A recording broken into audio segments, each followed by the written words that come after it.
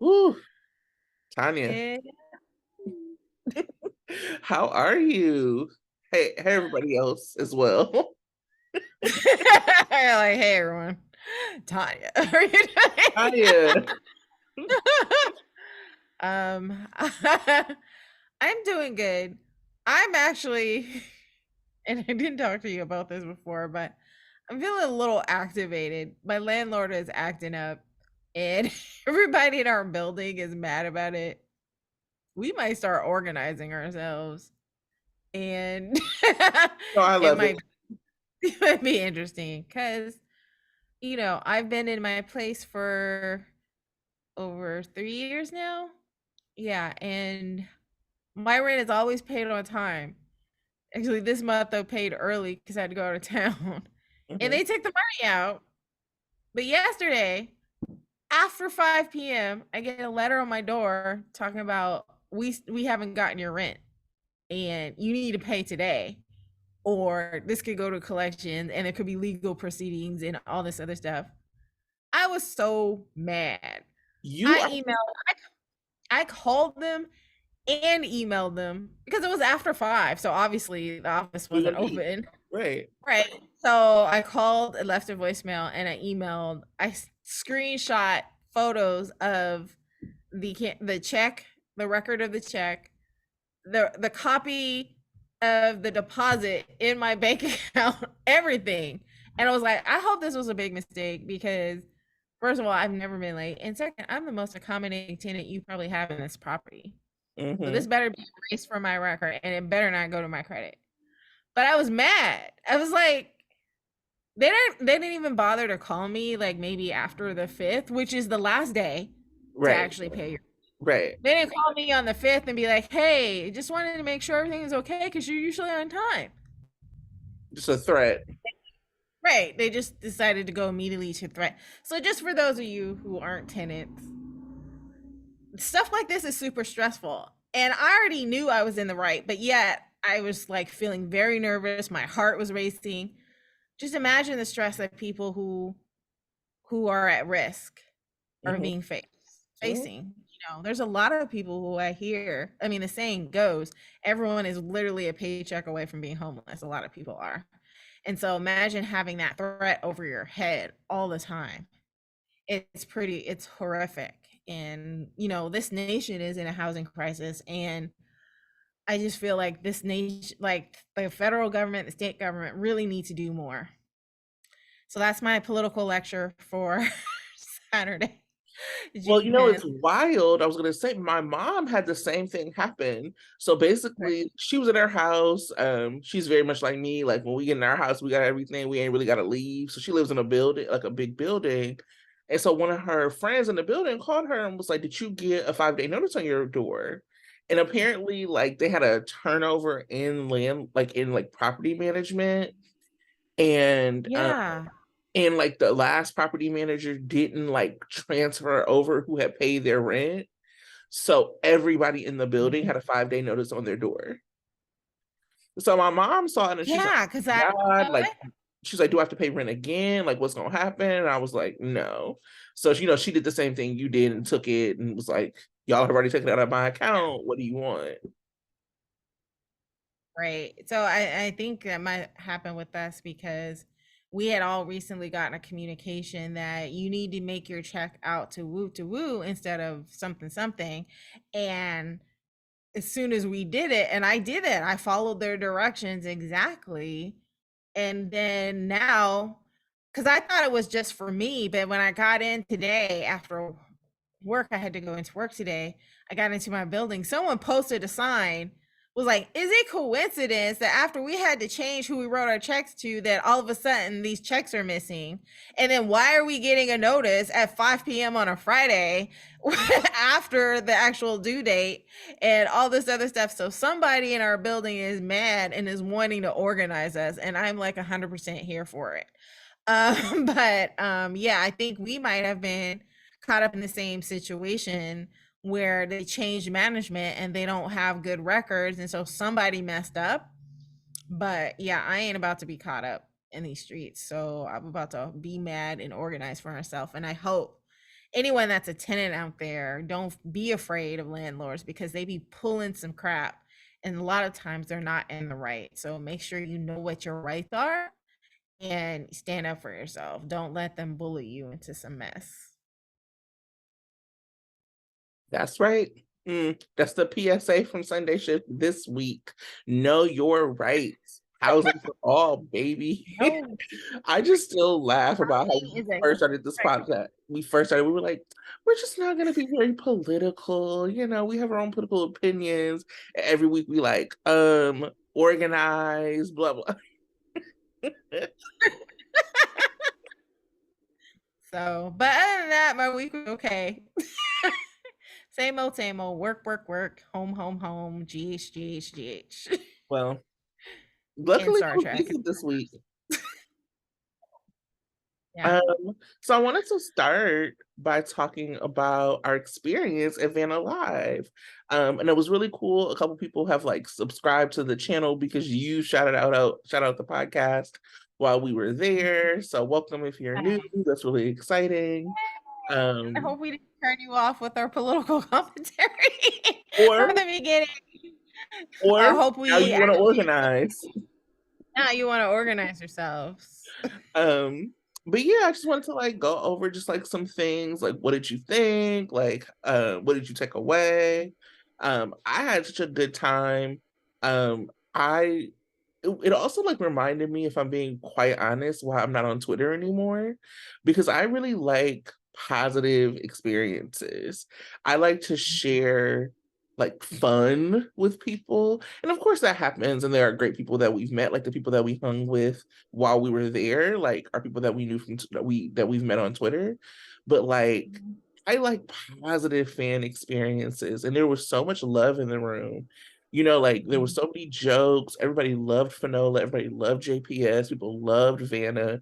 And it wasn't about like what we didn't like. It was all about what we did. And that was just like a really uplifting experience and reminded me why I watch the show, why I love the show, and why we podcast. So that was like really fun for me. How did you feel about the experience? I know it was neat. This was actually my first soap opera fan event. I have never met a soap opera actor or actress. I have never gone to a fan event before. And so it was all new experience for me. And I told it, like, people were asking me, like, why did you go to Sacramento? I was like, because I'm going to a soap opera fan event. And they're like, yes.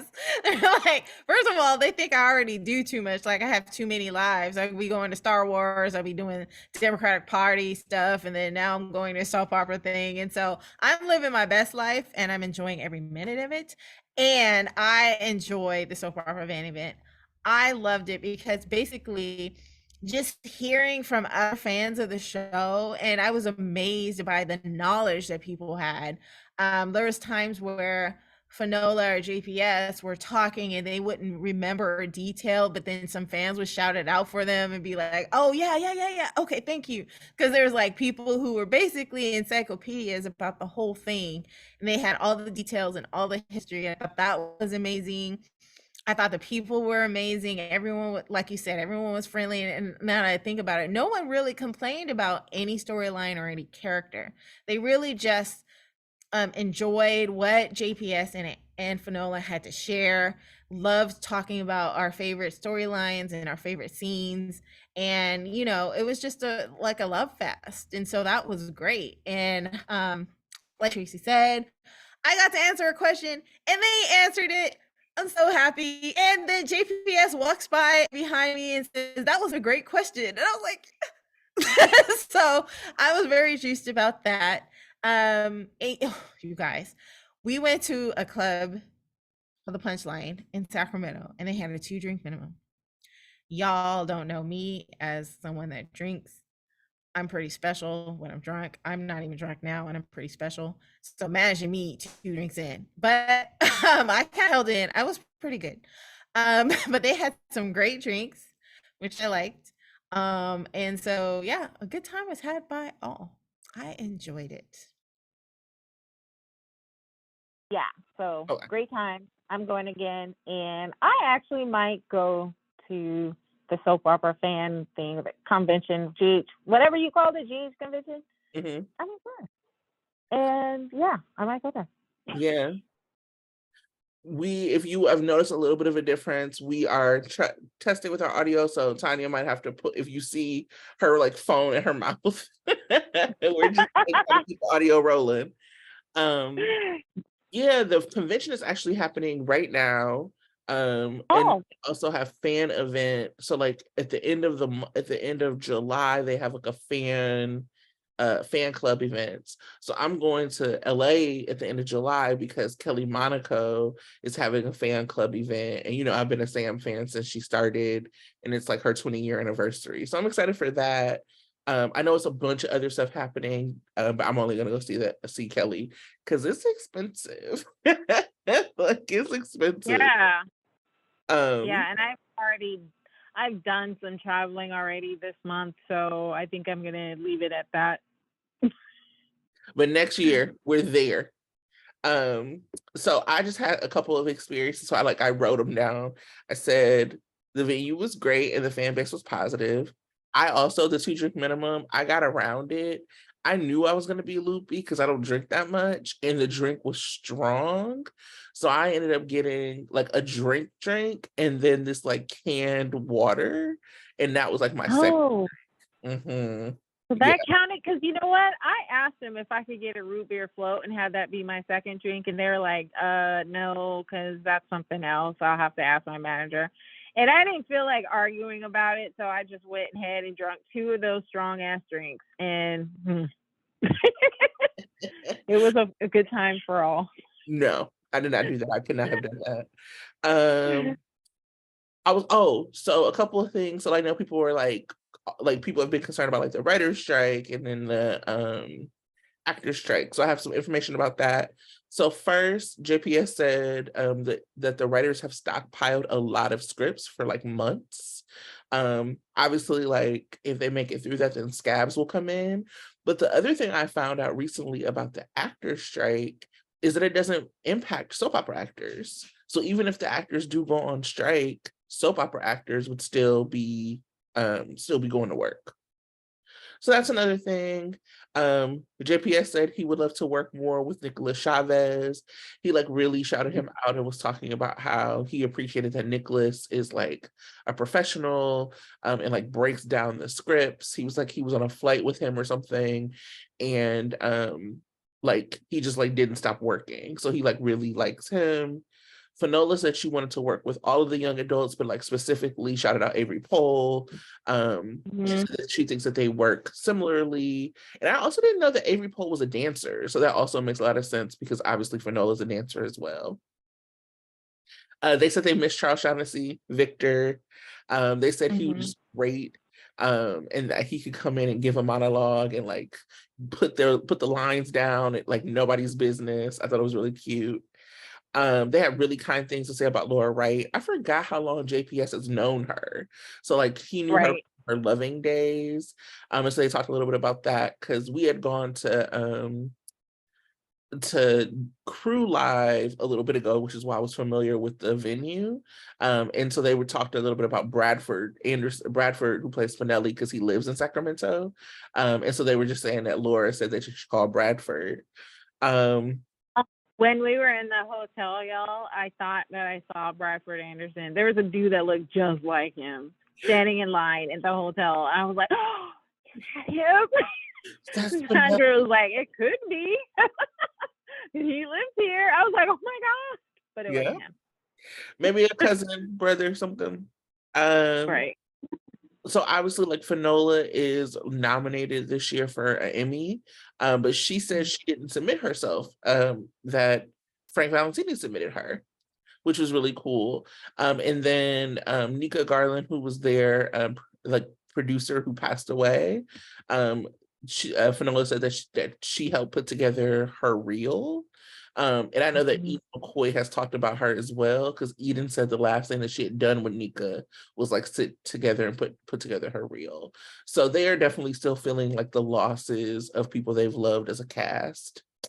And then the last thing I had was that JPS sang happy birthday to this lady named Mary in the crowd. So Mary's wife stood up and was like, "It's my babe's birthday." It was very cute. I loved it. And JPS said, "Mary, let's sing to you." And like, it was so funny because Fanola was just like, "Here we go. Here he goes again." Because it is Gemini season, and JPS is a major Gemini, so it was his moment. But I really enjoyed it. I enjoyed their back and forth. They interviewed each other, like really fun questions. He had asked something like, "What would happen if they broke Vanna up?" And what would you miss the most about me? And everybody was like, "We're not trying to entertain them breaking Vanna up. Like, we're done Right. with that." So that was fun. And yeah, they just had like really kind things to say about their fellow actors. They both love Maura West as well. Then as you see Carly's kitchen behind me, Fanola called it the Corinthos kitchen, and me and Tara were like, Tara from Port Misery both were like, "It's the Spencer kitchen," and she was just like, "Whatever." And she couldn't remember. She was like, oh yeah. It's But also, she probably was like, "Who cares?" So yeah, I But mean, someone did ask a question about the moss, how mhm. there was moss in the hideaway that that Vanna was in.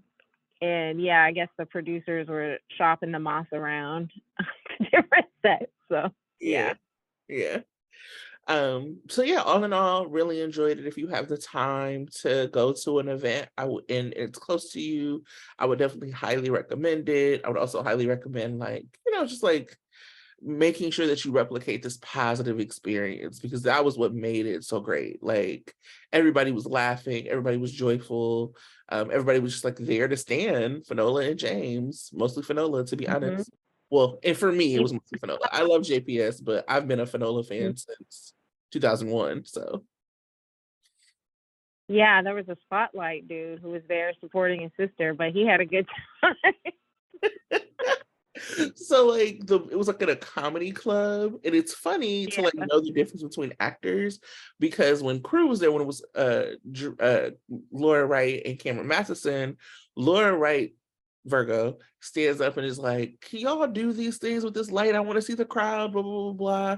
It's like they turned down the house lights and turned, like, it was like a different way. So with Vanna, it was very much like spotlight on them, but there was like a spotlight on the crowd, and it was directly on this one man. And so they just kept making reference to him. Him and Oh Mary my had the time of their lives, I'm sure. yeah. Um, but yeah, you want to get into the show? Yeah. And honestly, I almost have like I don't have like a lot of comments, but I have comments from last week. This week. Let's do it. Because So we didn't record last week. We did. So yeah, let's do it. Let's get into this recap. All right. Jordan gets her groove back, or on, or something. I just know it was grooving and she got it. She meets a handsome stranger at the bar who we know as Zeke, brother of Portia, and she throws her caution and her wedding ring to the wind. Portia hmm continues her quest to get between Sprina by working to manipulate Esme.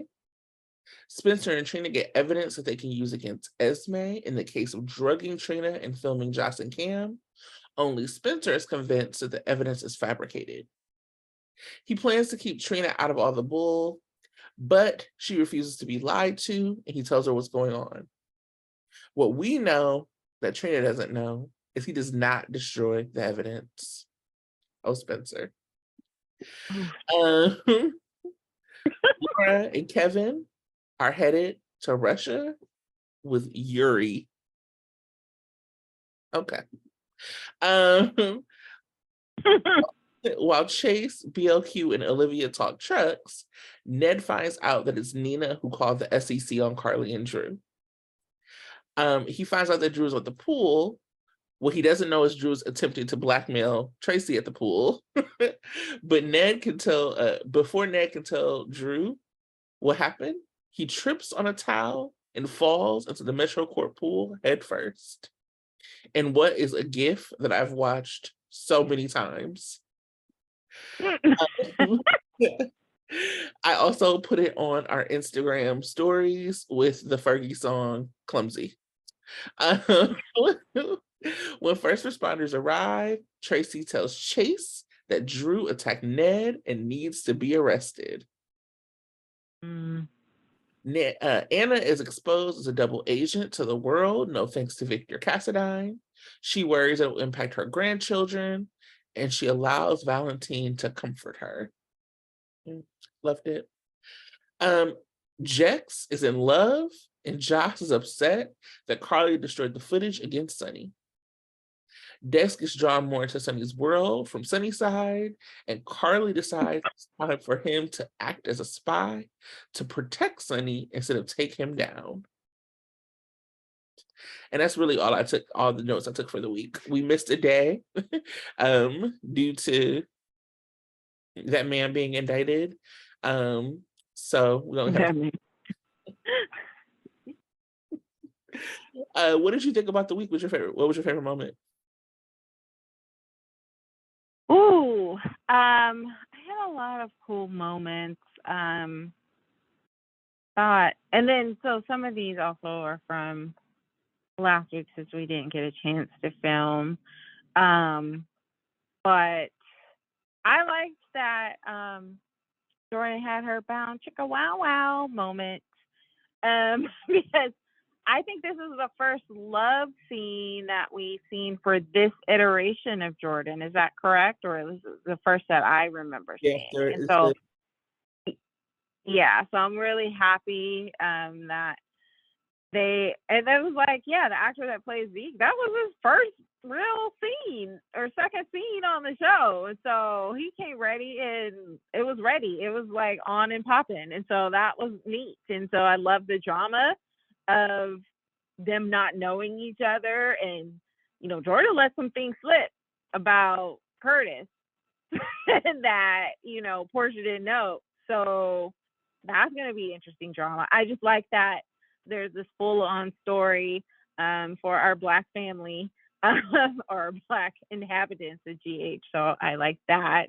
I also, I put for what's working for me. Actually, I don't want to talk about it right now, but I like the scenes by the pool. Love seeing, Fonte all the time this week. And that wasn't all the time, but they had some scenes this week. Loved the scenes loved Carly scenes, and we'll talk about those more. And Anna, she's heartbroken and upset and sad. And so, love those scenes as well. So, yeah, I liked a lot. I don't know, as a week, it was okay. I was, I was dust busted. I liked it. It was, it was short. And, Tracey and her shenanigans, liked it. I just think I'm loving all the drama. And some people, I think, are upset by what some of the things are happening, but I'm loving the drama. I think I saw on Facebook, someone complained about all the things that are happening to Nina and how it's unfair and blah. And another person commented saying that this is, what GH soap writing is about. I mean, somebody does one thing and it just kind of cascades into all these other aspects, and it has an effect on all these other kind of stories, and it's kind of drawn out and it brings on the drama. And I like that. I mean, I may not like Nina as a character, but I'm liking all the drama around her because it adds, story. So I'm of that mind. And so I enjoyed this week. I fully expect Nina to be caught and she's going to feel the consequences at some point.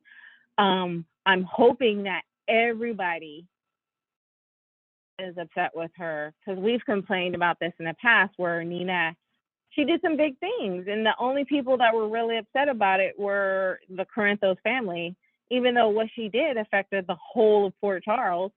But she didn't really feel that effect. So I'm hoping this time, her little lie about Carly has snowballed into affecting lots of different people. And so I'm hoping that once it all comes down the wash, that everybody is going to be like, what the fuck, Nina?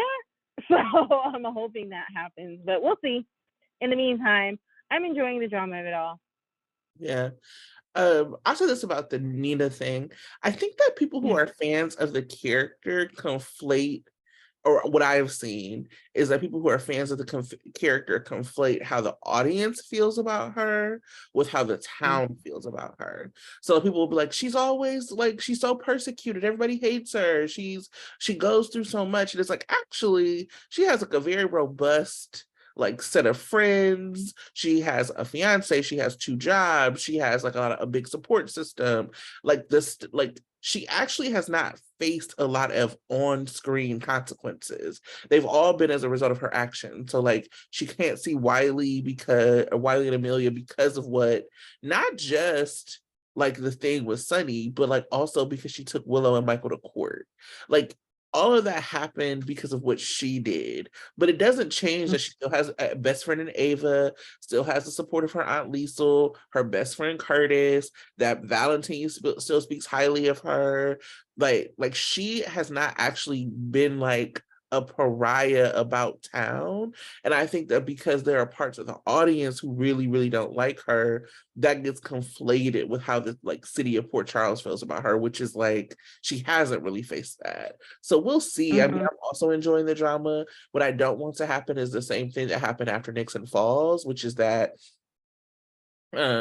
she like had done all of this stuff and we were like, oh my god, and it was just like thing after thing after thing, lie after lie after lie, and then there was like no real payoff. And so I think that now what feels like really good is that you're like, okay, she's doing these things, what's going to be the payoff? So I just want there to actually pay off, and that's been the problem with her. And I really enjoyed Sante this week. They had like a very short scene. We always get like a very short scene of Sante, but what I liked about it is that it was about them. We always get them kind of propping other people. They're having to like talk about other characters, but like instead it was a conversation that started about Anna, but then became about their relationship and them like reaffirming that, you know, this is how we started and this is where we are and I love you because of these things. And so I wasn't expecting to see them, and so to like be kind of surprised, like having some surprise Sante that ended up being so sweet and genuine between them, I really, really loved. Yeah, Yeah. it was a good week. So guess we'll go into fave performances. So I have to do a shout out for last week. I felt like, oh my god, Taggart finding out that he's not the daddy in the elevator scene. Whoo, I was crying too. Like it happened to me because he was that powerful. I mean, the way that he was calm up until he gets into the elevator, and then just he's trying not to cry. He saw the struggle, and finally he did cry. He punches the wall. He sinks to the ground. All of that. It was like probably a total of 3 minutes, probably even less than that. But it was like the most powerful 3 minutes I felt for a long time. Shout out to Real Andrews. It was amazing. And hearing that he's going to have another amazing set of scenes next week, I just have to give him his props. Can't wait to see it. Yay. Also, we talked about this at the Vanna event, and I asked Finola Hughes about it. The scene between Michael E. Knight and Finola Hughes in the interrogation room, the scene between Anna and Michael E. Knight's character, Martin Gray, was like, oh my gosh. They were just like, the dialogue, it was just so, just like back and forth, back and forth, back and forth. They were talking over each other, they're yelling at each other, but the precision, the emotion, it was amazing. And I said that to Finola Hughes at the Vanna event. I'm gonna say it right now. It it was like one of the highlights of that week for me. And so shout out to last week and the top performances. Then, do you want to comment on those before I say this week, Tracey? Sure. I mean, obviously Finola always, and I'm sure we'll talk about her again. Yeah. Um, Yeah. and we come to expect that from her. Like, I mean, it doesn't make it less special, but it's also like, of course, she's gonna deliver. I think that the reason Taggart scenes were it was such a surprise. It's like, where they been hiding Mhm. you? You know, like we always ask for Taggart. We're like, okay, this is Trina's dad. End of the day, no matter Right. what, it's her dad. And Right. to see him be able to like play that out when he's been missing for so long felt really special. And I think that it's also, like he's had such a legacy on the show that we don't see. It was one of the reasons I was like really apprehensive about the idea of Trina not being his daughter. I'm like, listen, Trina being Taggart's daughter makes her legacy because Taggart is like legacy on the show. He has been there for like extremely big moments. It's interesting, you never really hear him like he like has a soft spot for Liz. He always has. And you don't get a chance Mhm. to talk about that. He was around for Lucky. Like he was the person who told them that Lucky died in a fire. He wasn't like we don't talk about that. Like he just has this like really these deep roots in the show. And so to be able to see him kind of flex his acting muscle in a way that we haven't seen before, I thought was really, really good. And all the props that he's getting, I think he deserves. Mhm. Yeah, I mean, he does have a really, really rich legacy. I remember, I think it was around the time where I really started getting into GH, and when Sonny as a character was like probably the most popular at the time, at his most popular at the time. And I used to hate Taggart because he was always on Sonny's neck. I used to hate him. And he was also, not a fan of Nicholas and Gia. And, he was just like this overprotective cop dad out there. And I didn't like him.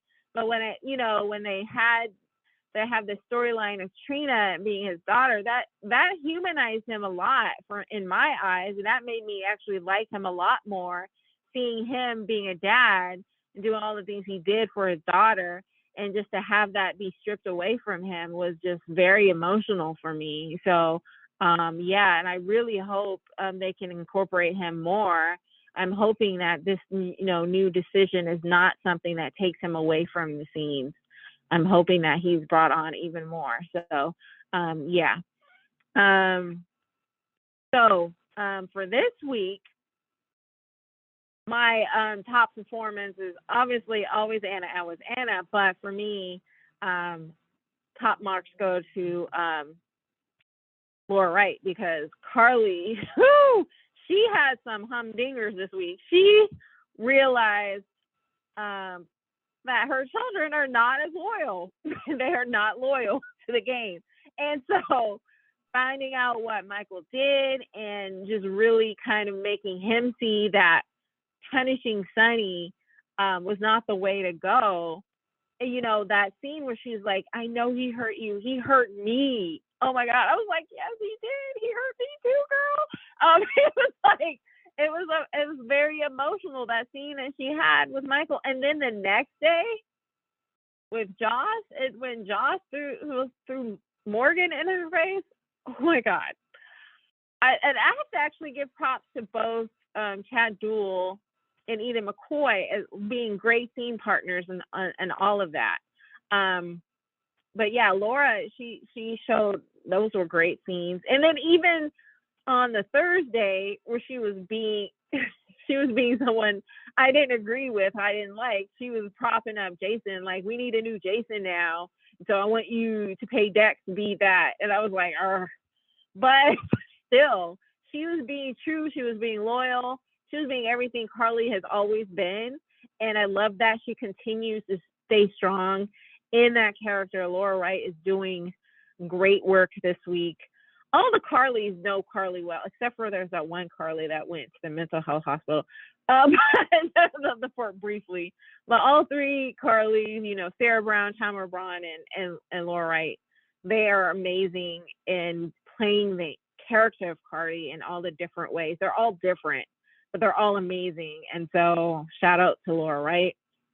Shout out to Eden McCoy and Chad Duell for being scene partners for her. But this was her week, and I loved it.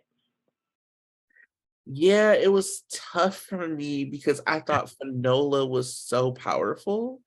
And it's interesting because at first I was like so mad about the scenes between her and Sunny. I was like, why is Sunny comparing himself to Anna and blah, blah, blah. Yeah.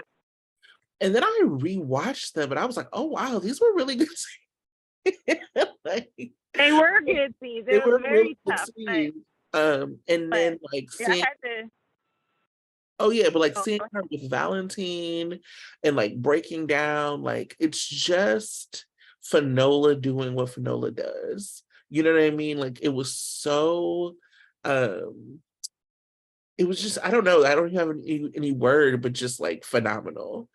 And I think that Laura Wright, Laura Wright is like such a calm, like she's such a calm in the storm. She's just like a good soldier. Like you can give her 30 pages of dialogue and she will remember it and she will be good. And you will forget that she's acting because she will bring you into a scene.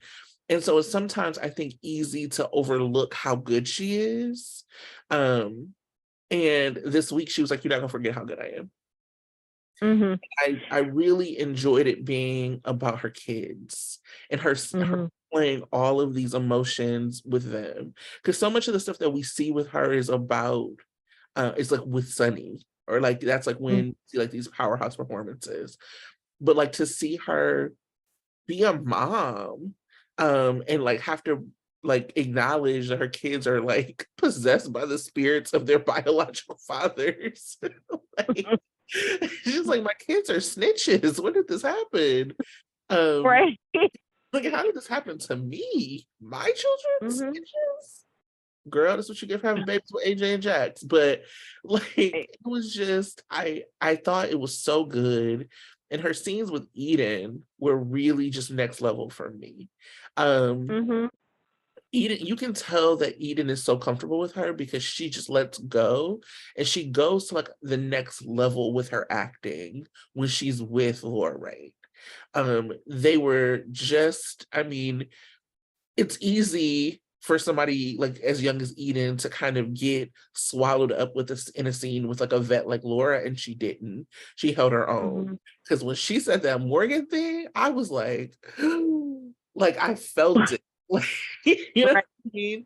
And that we wouldn't have felt it the same if she wasn't so good. And I think that there's a thing that happens, and I'll talk a little bit more about this, but there's a thing that happens with like people trying to be likable. And what I like about Jocelyn is that she's not trying, like Eden's not trying to make Jocelyn likable right now. So she can lean full into being a brat because she's not trying to make you like Jocelyn a moment. She is playing the like role of a bratty, spoiled 20-year-old who's self-centered and thinking about herself. And because Eden is allowing herself to play that, it like, I think it gets the vitriol reaction because she's not trying to find like the pieces to like insert and do like a wink at the audience, like me, please like me. It's like, nah, I'm about to be a mess and I'm leaning into being a mess. And I really I appreciate that about the performance. But yeah, anyway, Laura Wright, just phenomenal this week. I think what really caught me about Laura Wright, it was after, we experienced that Vanna Live, and they actually talked about Laura Wright, and they were saying that her personality is like totally different than the Carly, the character.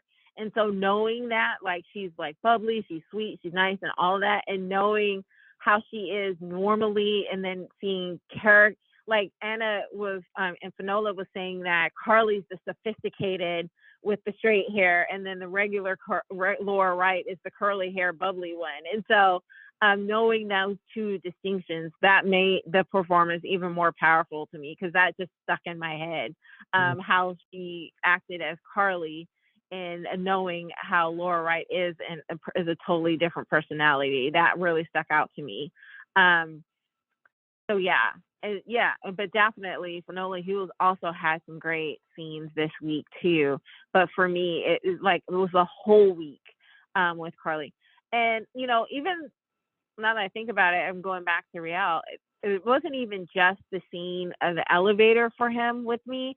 It was also the scenes that he had with Trina, kind of making her okay with everything, holding her and reassuring her in the waiting room, all of that put together. So, yeah, both of them had some really great weeks this past couple week, and along with Vanilla Hughes. Yeah, so Yeah, I think amazing. something that you like the parents having these really great weeks, as Yeah. parents is like for me, Hmm. I want to see more of like the passing of the baton.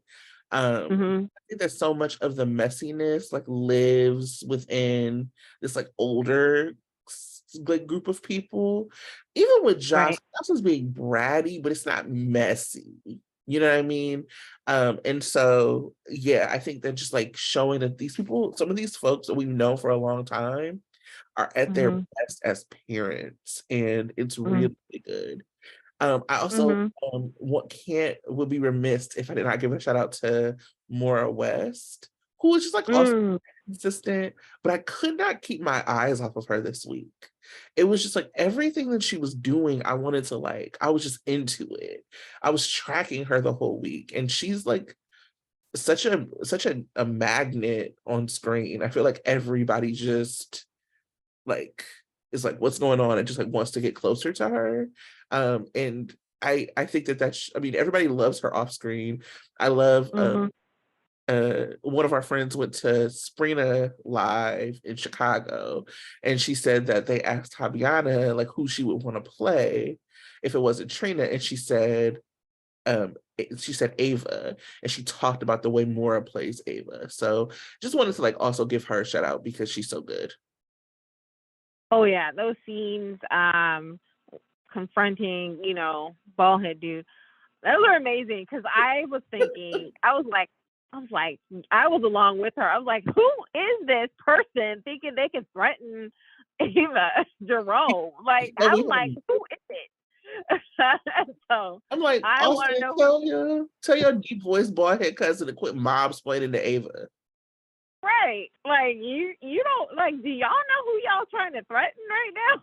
I'm just like but I mean he obviously knew because his parting remark is don't think you can just murder me because then that'll bring more heat on you. I was like because that's what she was thinking. She was like fuck this dude, I'm about to off him too. So yeah, because that was some craziness and I'm really curious about who it is. Who has the balls to be like threatening Ava Jerome? Right. Knowing that the only thing they have on her is because she murdered somebody else. You don't think she's not going to come after you? So I can't wait. I'm actually really intrigued by this story and I'm really loving it. So yay. Yeah, they just need to keep it on more so we can see it, Yeah. like Right. um Exactly. what's working for you? Oh, I wrote for last week, giving Anna a story. I love it. I don't care what the story is, but doing it gives her more time and more time to shine and shine with others. So loving that.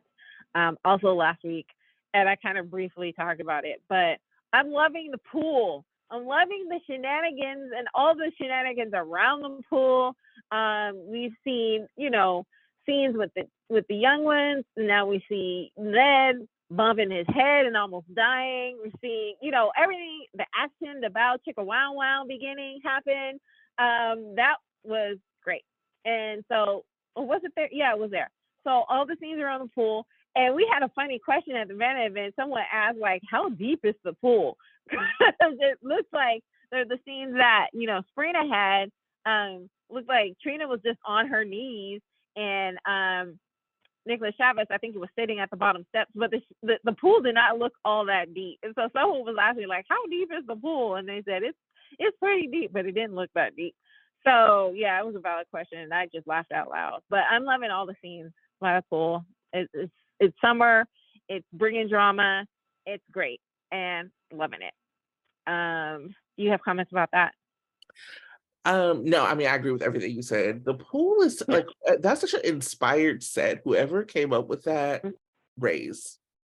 Oh, I think it was JPS said that Valentine, not the producer, Frank Valentine went to some bed and breakfast on the East Coast and saw that wasn't a bed and breakfast, but it was like a hotel, and he said, "There's a pool in this hotel. We should have a pool here." So that's Yep. that's where the idea came from. Yeah. I do love it. It's such a multi-use set, and I love it. For me, what's working is Tracy Quartermain, Tracy Angelica Quartermain. She is such a reminder of when soaps were soaping.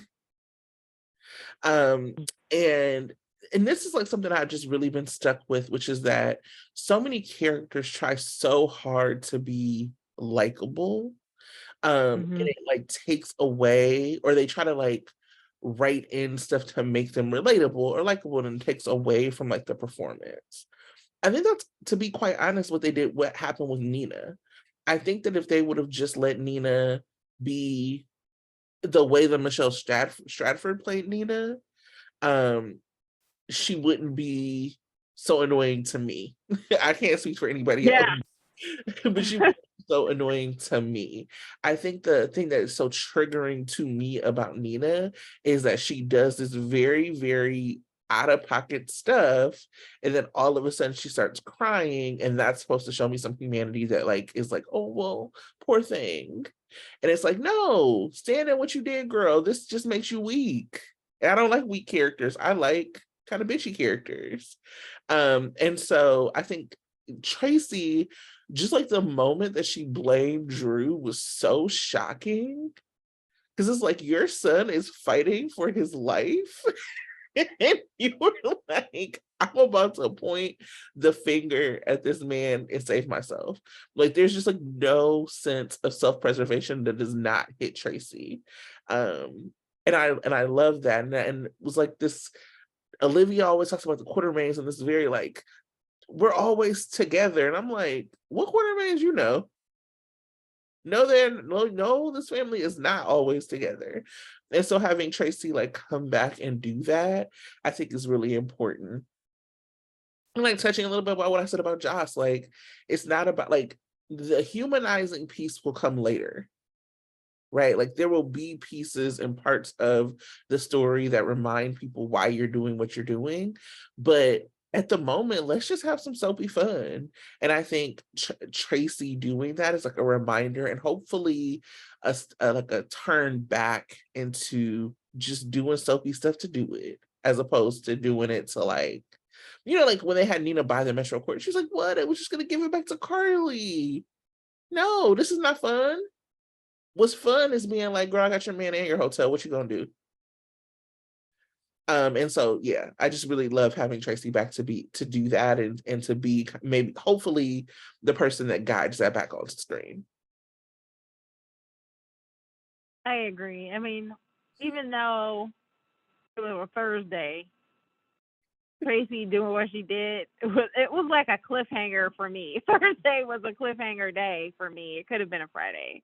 What she did, it was amazing, and it added just another layer to all the drama that Nina is causing and the effects that goes along with it. It was amazing. I loved it. So yeah, agree. Tracey definitely a great re-addition to the landscape, and hopefully she's staying for a long time. It sounds like she has a story that's going to play out. So can't wait to see what it is, and how it affects the whole thing. So what's not working for you? Oh, I gotta say what is working for me, because it kind of goes into a little what you expect would not be working for me. Tell me. And what is for me is that I haven't seen Cody all 2 weeks. Oh my goodness. And maybe I fast forwarded or not, but I have not seen that man for 2 weeks. And hallelujah.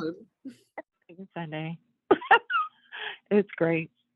I love it.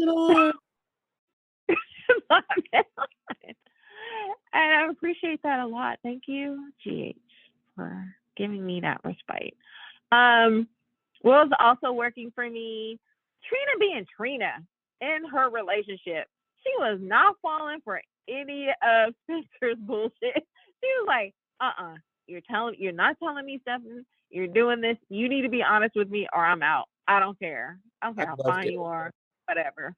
You better tell me the truth.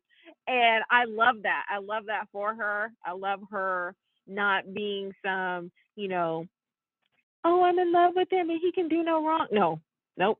She sees him and she's not playing. And I love the scene in the pool where she was like, if you dunk me, you cannot dunk me. You cannot do this. I was like, no, she is not protecting her hair. I love that. She said, I know you might be able to ask me before, but you're with the trainer right now. And what we're going to do is protect these edges. Right. We're going to protect my edges. You better not dunk me. I was like, yes. So love Trina being Trina in this relationship. Yeah. She's not losing herself at all. She's staying true to who she is, and she's holding Spencer accountable for stuff that's, really bad. I'm a little disappointed. He's already starting to keep things from her, but, Spencer is going to be Spencer. But if she finds out, yeah. Oh, and then what's not working for me? Last week, why anyone feels the need like they have to apologize to Lion Curtis is beyond me. It does not work for me. Now, I love that Unstella was on the scene. I love that we get to see her on the screen. But damn, she did not need to have some apology tour for Curtis because he's lying. He is no, I didn't like that, but I loved having her on the scene. Also, what's not working for me this week, you had mentioned it briefly. I didn't like the fact that Sunny was the one consoling Anna. I feel like it could have been anybody else. But, I understand. I have this history because of Robin, and Robin loved Sunny, and blah, blah, blah. I didn't like it. I didn't feel, because it made it about him for part of it, She's going through this stuff, having her life outed, and he's all, oh, but for me, it was about losing my wife and losing Morgan and all this stuff again. I was like, it's just not about you, sir. But, they were great scenes. So, yeah, I guess. No, I agreed. I think there's a couple things that are not working for me, and one of them being the Sunny of it all. Really, everything about Sunny. And I hate to even respond to but I just remember there would be all this drama about Carly being inserted into people's stories. Like anytime Carly would show up, people would be like, why is she here? And I'm like, why is it that Sunny is here? Like, really, Brooklyn, the first person that you call when your daddy might be brain damaged is Sunny? What? And so now, basically, the whole Corinthos family, Carly, she's not having her own story anymore. So her story is not about her and Drew and building up her new relationship. Her story now is her protecting Sunny. She basically is like, Sunny is so inept. Look at this fool who let Dex infiltrate his organization. We must help him. What? And let me get in my Josh defender bag really quick. I will not lie and say Josh didn't get on my nerve this week. She absolutely did. She absolutely did. And this idea that she is wrong is also incorrect.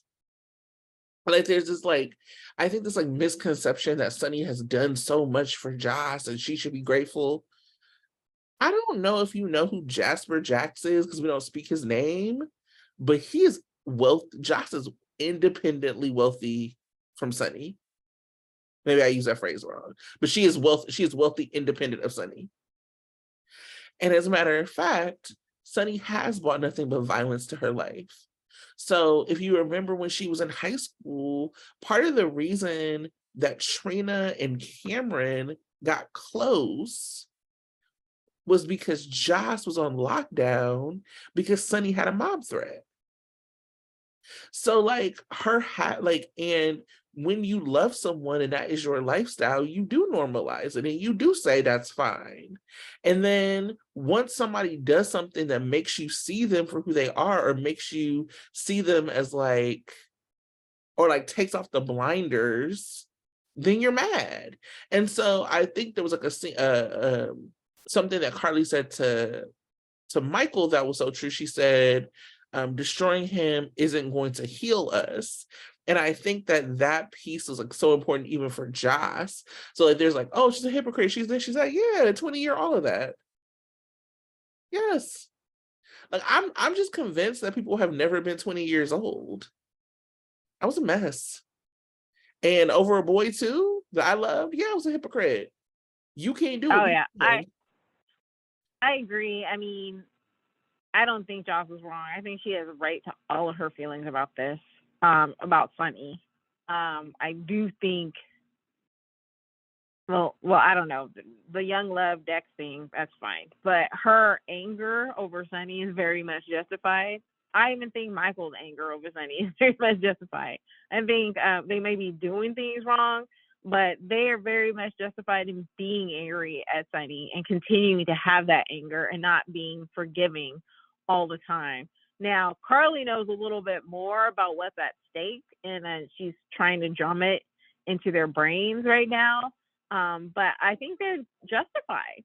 And yeah, they want to save their mama, who has always been by their side, who has never forsaken them. Well, no, Carly did forsake Michael during the Franco thing, but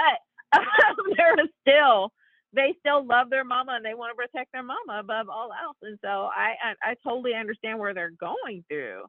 But I think, like you said, there's a lot of people that have it out for Joss for whatever reason, the character, and they just want to be mad at her, even though I feel she's acting, like you said, a normal 20-year-old. And I was yeah, annoyed by her for sure. I was like, girl, what are you doing this week? right. Like, so it's not about her not, like, it's not about that, but it's about like these things like being just, I mean, it's also about like the woman versus like, or a young woman versus young man thing, in the same way that I say that like Carly is held to the standard that Sonny is not. Joss is like held to the standard that Spencer is not. So it's interesting. I don't do a lot of social media except for Instagram for the show, but our friend Britt, who's been on the show a bunch, does spaces every Thursday on Twitter. And so I happened to be off and I like joined her space, and it was an interesting conversation. It was like people had different points of view and it was all very respectful, and I really enjoyed the conversation. And so somebody said was like, well, Trina, like Jocelyn is not being a good friend to Trina because she's not telling Trina everything that's going on in her relationship.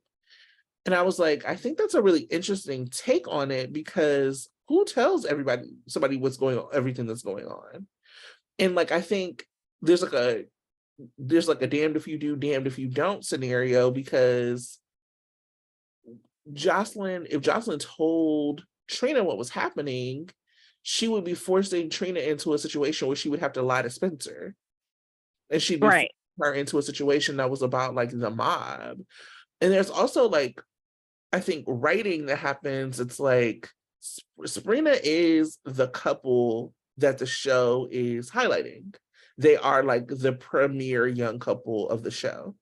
You can tell that in the way, I don't think that I think that the writing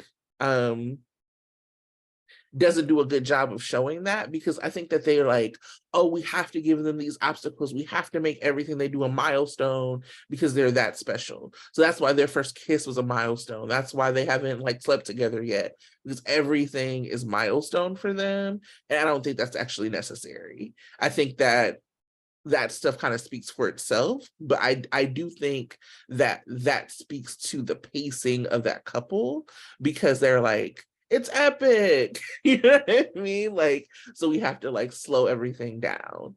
And I think that creates almost like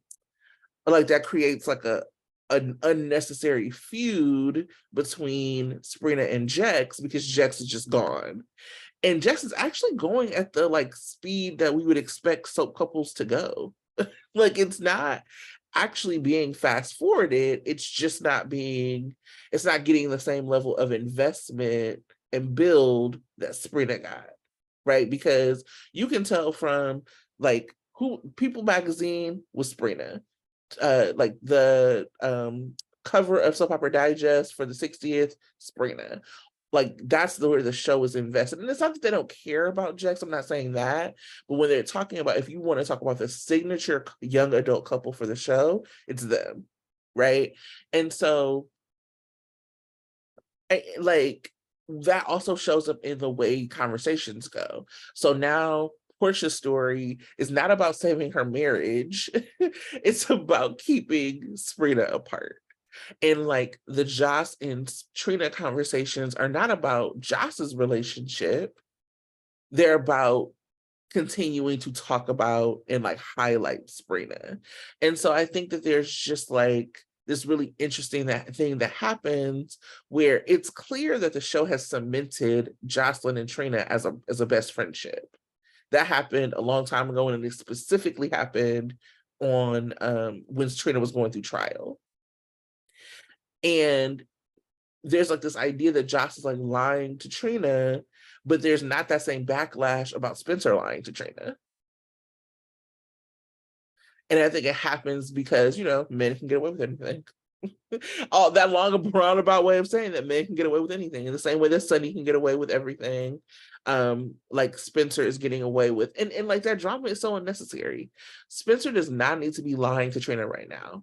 They've had so much drama. They could have like, let's have more pool dates. Let's have him take her to the park on a picnic that's reminiscing of the first time that they've had that, like they're on the blanket together. Let's have him give her back the art book. Those moments I think fans deserve because fans have been rocking with Sprina for a long time. And then you can have the drama. But like they've been through so much drama, they've banked drama.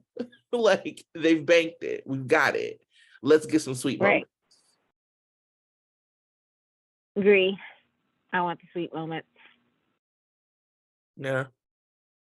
So anyway, that was my rant, if you will.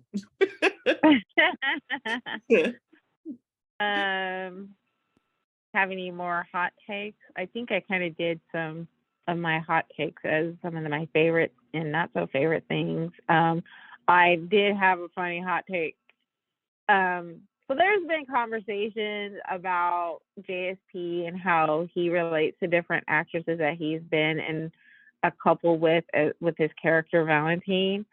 But a Wednesday when Valentine was at the bar and Nita comes up and talks to him and thanks him thanks him and Anna for rescuing Aunt Liesel, and he sees her hand and she wants to continue the conversation with him, and he just hightails it out of there. I was cracking up. He could not stand to be in that scene for that long. He was like, "Oh, I gotta go." It was just hilarious to me. So that was funny. I think you're meshing weeks together. Oh, okay, but whatever week it was hilarious. Yes, because when Nina gave Anna that very awkward hug, that was her and Sunny were at the bar.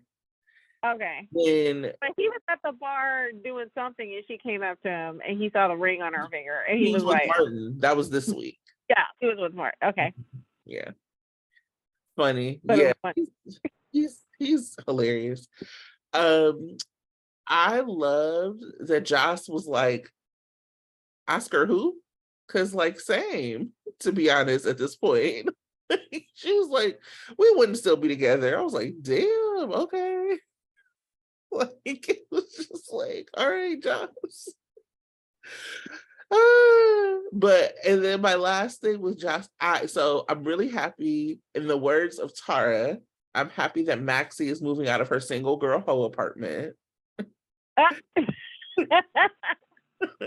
But I do hope that Trina and Joss move into it. You know, GH loves to recycle sets. They ain't getting rid of that set. Yeah. I mean, that's a cool set, but I'm glad that Maxine's moving out.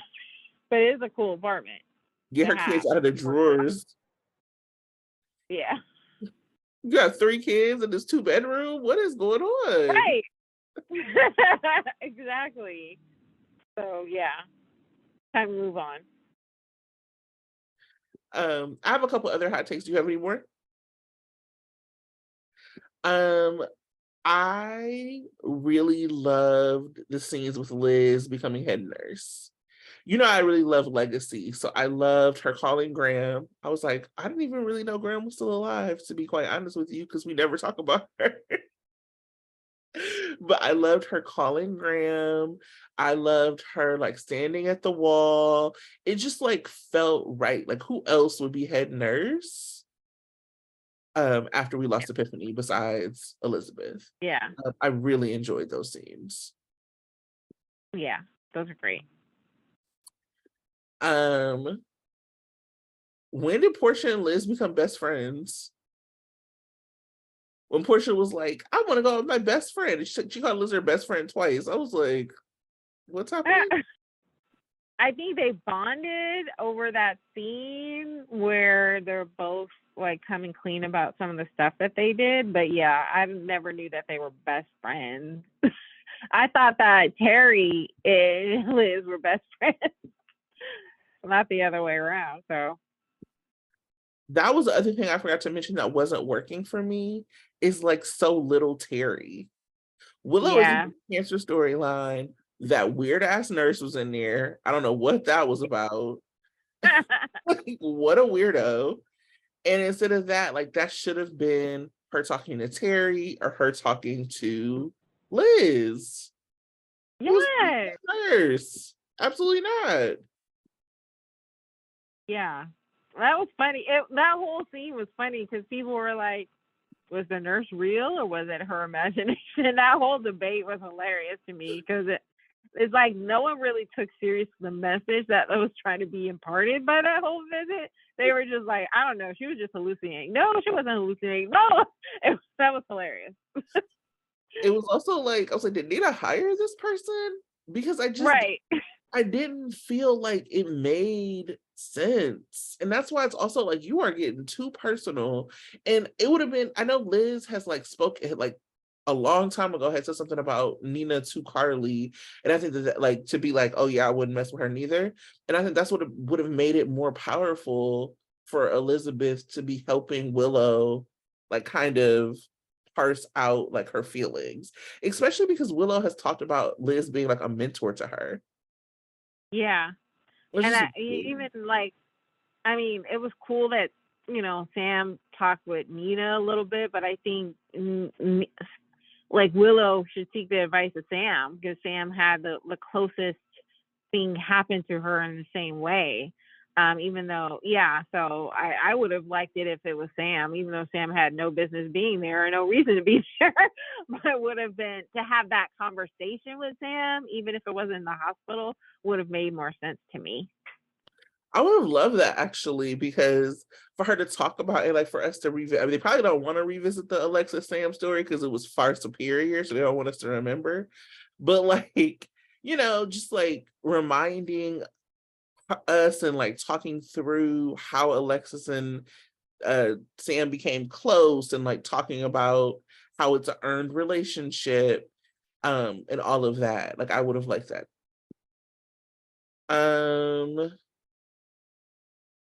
Oh, you mentioned this, but when Jordan told Zeke about her and Curtis, I gasped. I was like, I was like, girl, you spilling too many beans right now. You don't even know who he is. I was like, oh my God, what is gonna happen? It was like I liked it because I feel like there was a long time where there was like not enough twists and turns, or either the twists and turns were silly.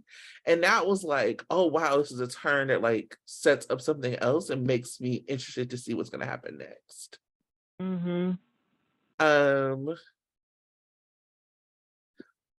Why didn't Martin tell Nina, like why as an attorney did Martin not think through all the consequences of what Nina's doing?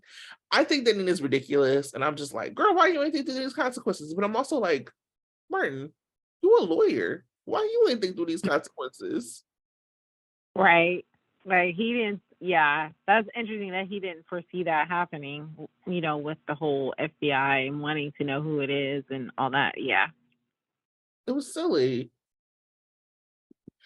Um, not only is Dex in love with Joss, Dex is in love with Sonny. Definitely. I don't want to leave. So like Sonny is his new daddy, okay? Like, Yeah, I mean, little does Carly know, you ain't got to pay Dex to stay in town. He wants to stay in town. He wants to stay working for Sonny. he's like, I So have a all high of that school just I have a high that school education. What do I do? I'm like, I thought you wanted to be a paramedic. What are we talking about? This is right. just what you said. Yeah. I was like, more chicken Like, piccata. yeah. He wants to be in the kitchen with Sonny cooking meals.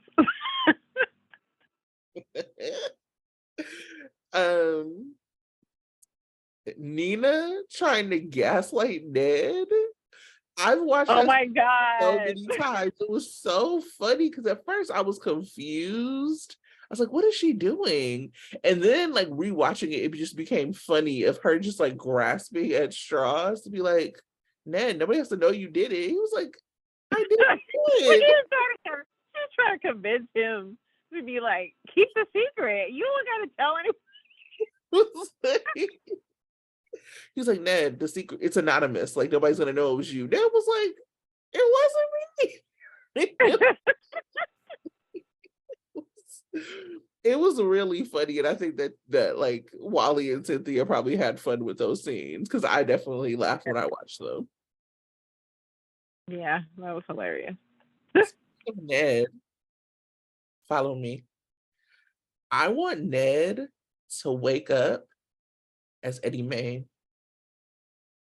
Oh my God, I saw somebody on social media talking about I want him to be in love with his first wife. Oh, with Lois? With Lois. I was like, I would like to see that because Rita Sofer is now a free agent and she's not on Bold and Beautiful. She needs to come back to GH. And yeah, because that would be a great story for, Ned and Lois and a big triangle and all of that. I would love that. I knew it was getting too good and too sweet between Olivia and Ned. Yeah. To have Olivia actually now compete. I mean, it wasn't even really a competition with Alexis because actually no one really wanted to see Alexis and Ned back together. But to see Lois, and then, yeah. And Lois come and try to save Brooklyn for whatever shenanigans Tracey is doing. That would be amazing. Also, last thing about Nina, because she actually just entertained me this week when she was talking to Ned and to Olivia at the table when she realized that Olivia believed Ned. She's like, love is blinding. I was like, oh my God. What? Like, that was so funny. I was like, oh my God, Nina. Amazing, to be quite honest. Also, you will be shocked. I said I only have one thing about Nina. I want to say something in Nina's defense, and it actually hurts me to even say this. Nina, it was not Nina's fault that Ned fell. I mean, she should hire better people to pick up them towels, but right. like that was not her fault. And it was her fault. I think that I don't even know if people said it. It was just I feel like what happened was Nina fans were like, people were gonna blame her, and then people was like, yeah, it was her fault. It was just I don't really think it was a thing. I think it was a cyclical, self-fulfilling prophecy. But I also say that even with her leaving, she didn't leave without knowing that somebody had called the paramedics for Ned. Right. So it was, yeah. it was messed up, and a little heartless, but it's not as heartless as whatever the camera tricks were trying to portray. You know what I mean? Like she pulled out her phone, she was gonna call for help. Tracey was calling for help, so two people don't need to call. And then she Right. bounced. Now I don't know why she bounced. You know why she bounced. She was like, I ain't trying to be in the middle. Because, you know, if Ned doesn't see her and he has a concussion, he may not remember the conversation. That's Right. I don't know if she's that conniving in her thoughts, but I think she actually left so I don't know what happened on Friday, but they made it seem like she went to Sunny to actually confess. But I doubt that's what happens because she never confesses to anything. So, so yeah. Right. I guess that might be. Is that all I have?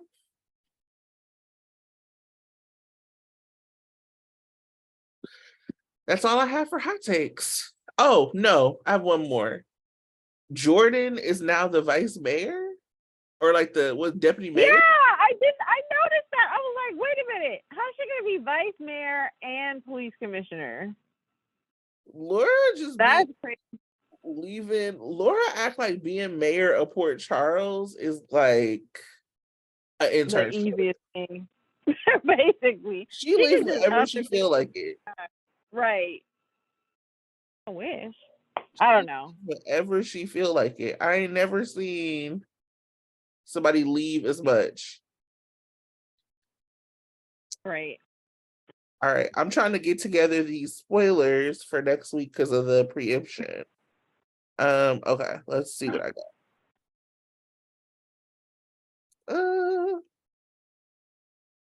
I think I might have messed this up. You know, I usually try to read the spoilers out for y'all, but I think because of the preemption, what I wrote before, I had it in a big doc. And now I need to try to figure out how to move it around. What I'm looking forward to, hopefully seeing, is I'm looking forward to whether or not Ned is gonna wake up and if he's gonna be Ned or Eddie Main. I'm looking forward to you're like I'm hopefully looking forward to Ava investigating who is pulling the strings.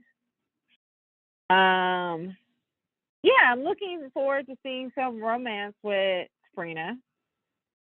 Oh, I want to see more Sante. I want them to have a story. I want Sante to have a story. Give Sante a story. Let's repeat it every week as we manifest it. You know what I'm interested in? I'm interested to see if Ava will be the one who turns on Nina to like save herself. Yeah, I want to know what it means for Ava to have a more meaningful relationship with Sunny, and that might be the way that she does it. If Sunny ends up trusting her now because she turns on Nina and tells the truth. Very Ava thing to do. It is an Ava thing to do. Drama. There you go. Yeah. Okay. So previews for next week. So big things are, we were preempted on Friday in the States, and then we might be preempted again on Tuesday. I'll still give us the week. So Monday coming up, I've already watched this because I watched on the Canadian stream, by the way. Monday, Sunny and Nina are interrupted. Finn questions Tracey's story. Austin cautions Ava. TJ assesses a patient. Chase is caught off guard. Now, it feels like Chase is just, not Chase, TJ is the doctor for everything. Truly. Like, at some point, we got to be like, what's going on? What should be Tuesday, but we'll see. Gladys is anxious. Jordan supports a friend in need. And we know that friend in need is going to be Taggart from the Soap Opera Digest kind of breakdown. So that should be an interesting scene. Drew updates Carly. Curtis celebrates his birthday. Wednesday, Spencer delivers a gift. I'm wondering if it's going to be like those doves that Victor left, or I've been obsessed. I want Sabrina to have her art, or Trina to have her art book back. Nina is a bundle of nerves. Sunny questions Gladys. Drew, Finally. I know. Drew makes an offer. Ava senses an opportunity. Thursday, Cody, seeks Sam's help. Olivia weighs an important decision. Ooh. Maybe Ned will go to Camp Coma with Lulu. Camp Coma. Sasha checks in on Willow. The Quartermains are left reeling. Oh. And then finally Friday, Curtis and Trina connect. Austin cautions Laura. So I guess Laura's still in town. Jordan receives an intriguing opportunity to be back in bed with Zeke, hopefully. And Nina must think fast. Nina must think fast?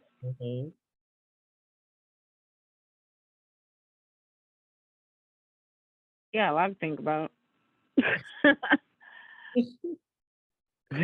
Well, I am looking forward to it. Like I said, we might only get another 4-day week, but we'll see. We'll be here next week to talk about it, though. Yeah. I'm going to be on the road, so I have to decide whether or not I'm going to watch it every night when I get into my hotel room, or if I'm going to binge it on Saturday when I'm home. We'll see. Interesting. All right. All right, y'all. See you. Thanks for listening. Make sure you follow us on Instagram, and we'll see you next week.